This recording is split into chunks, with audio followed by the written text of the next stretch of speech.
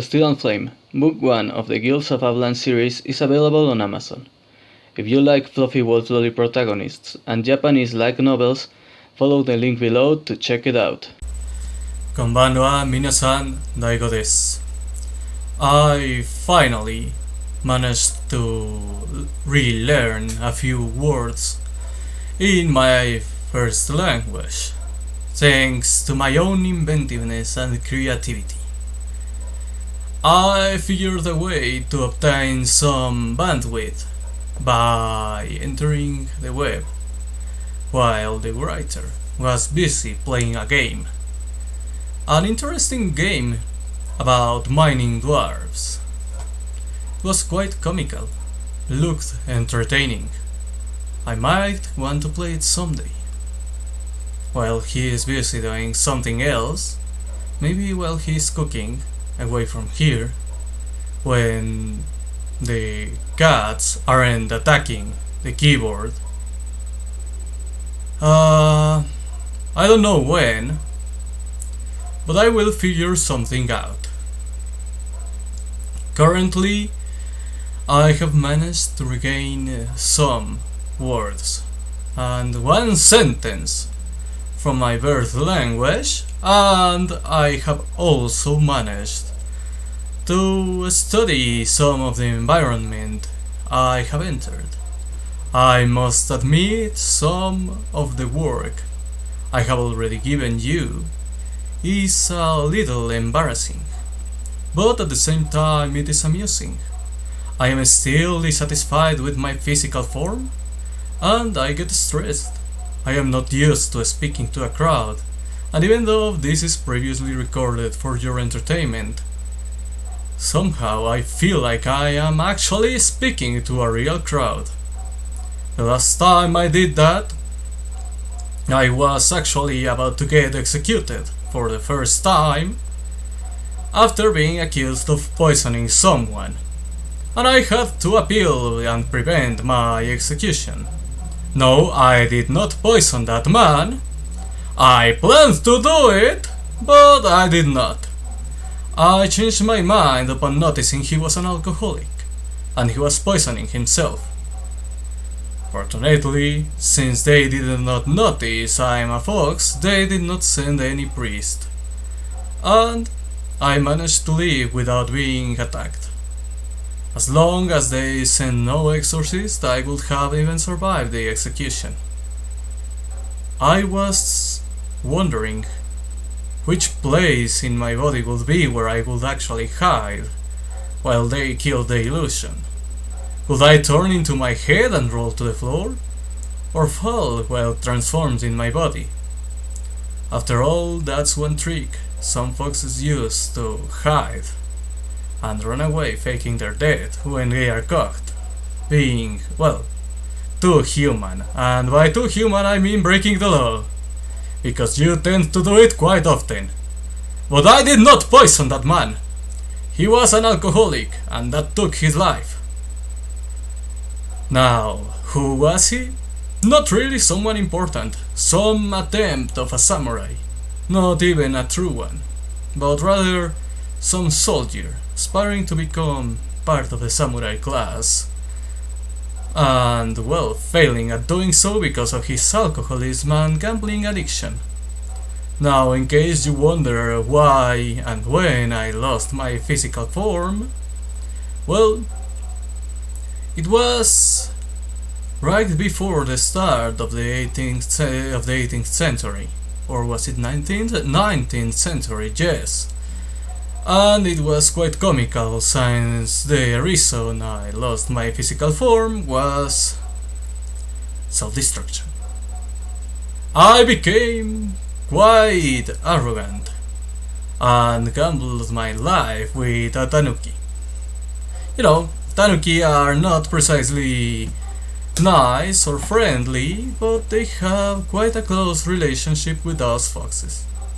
The problem is, I literally gambled my life, and I lost the bet. With no other choice, I lost my physical form, entered the spirit world, and tried to prepare for my return. expecting some artist to give me form again.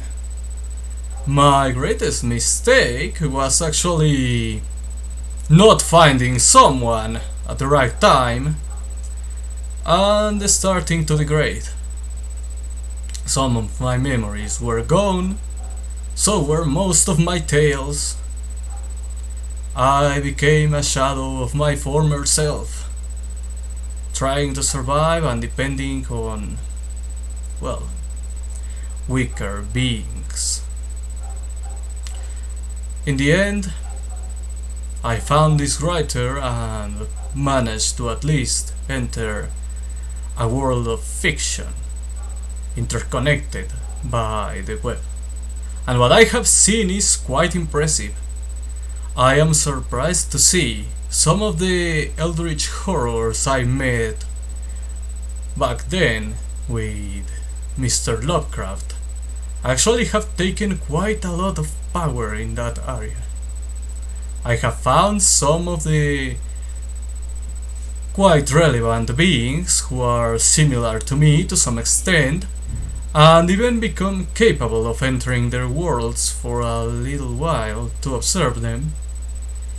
They are terrifying, adorable, most of them, but also terrifying. In particular, there is one who allegedly is human despite having tentacles, and apparently she leads a cult composed of small tentacled beings in the shape of octopi. I am sincerely terrified by their presence, since I recognize the aura of a few of those beings Howard worked with, and I know they are here, active and present, waiting for an opportunity to take over. I must admit, this is terrifying, yet at the same time fascinating, because these creatures, they are friendly, likable and healthy, and I strongly recommend you to witness their creativity. I am still not ready to even approach them, and I don't plan to, because their power is too much. They are overwhelming, and I would rather not risk being consumed by them by approaching. And in fact, I observe like you, an spectator, fan, so to speak, interested in their creativity and their personalities. As entertainment, they are great, but I would rather not get close to such beings of such a high caliber, I must admit, but at the same time, so dangerous. Getting eaten by a humanoid shark is not in my plans yet, and I would rather not be erased from reality or time by eldritch beings or time travelers. For now, I am comfortable using the bandwidth only to observe, and when the writer is busy playing that game. It was quite a funny game. I am interested in it. I strongly recommend it, at least as a viewer.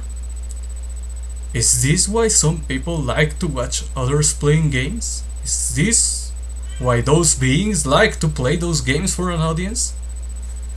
It is more entertaining than I assumed. For some reason, the writer disagrees with me and thinks watching instead of doing is boring, but perhaps because I have grown used to watch him playing, I think it is quite interesting, quite amusing.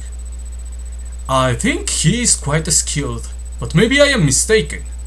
Maybe I have not seen enough, and maybe my evaluation comes just for, well, not knowing, ignorance. Maybe I evaluate him based on the fact that he actually completes the levels, and he is actually a terrible player. The only way to know would be entering the web again and observe others like him. So I will be around, exploring, until I find more things of my interest. I have also seen some things I think the writer could agree to insert in my small pocket of reality by writing them for me to experience, including food. I might give my opinion on it later on, depending on what he does. Despite being part of his work, he has not paid much attention to me. He seems too focused on a red-haired animal. And she gets most of the affection from you too, apparently. He actually feeds her, but in regards to me, I have only eaten rice ever since I first appeared here. I am starting to grow bored of it. Well, rice and... aburage. He really thinks I like it because I'm a fox. It's not funny. Just because you are black, you don't play the bass, do you? But apparently I like aburage because I am a fox, according to him. I am growing really tired of it. I really would like to taste avocado. It looks tasty. It's green. I like that. It makes it look good, maybe. But he has said some disparaging remarks about it. I did suggest him writing some for me to taste, but he says, I want to taste some oily garbage. He's mistaken. I am certain of it. I will try it. I will try it and you will know. Well, I bid my farewell. As I was saying, I am fascinated by the world which I have seen beyond my small pocket. I would like to know more. And I hope you will be able to convince him of writing some of that, so that I can experience it. Goodbye, and thank you.